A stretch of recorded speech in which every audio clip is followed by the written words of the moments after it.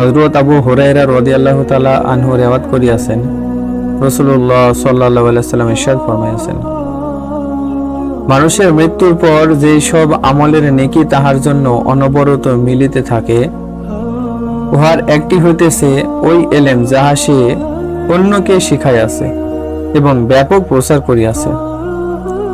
দ্বিতীয় হইতেছে ওই নেক সন্তান যাহাকে সে দুনিয়াতে রাখিয়া গিয়াছে।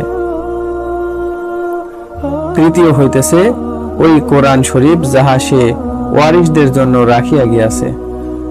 চতুর্থ হইতেছে ওই মসজিদ যাহা সে নির্মাণ করিয়াছে। পঞ্চম হইতেছে ওই মুসাফিরখানা যাহা পথিকদের আশ্রয়ের জন্য সে বানাইয়াছে।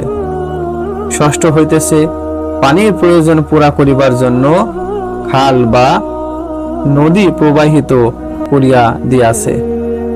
সপ্তম হইতেছে এমন সদকা বা দান যাহা নিজের সম্পত্তি হইতে নিজের জীবন দশাতে এবং সুস্থতা অবস্থায় করিয়া রাখিয়াছে, যেন মৃত্যুর পর উহার নেকি পাইতে পারে, যেমন দাতব্য প্রতিষ্ঠান অথবা ওয়াকফ করা কোনো কিছু রাখিয়া গিয়াছে। ইবনে মাজাহ শরীফ, হাদিস নম্বর 242।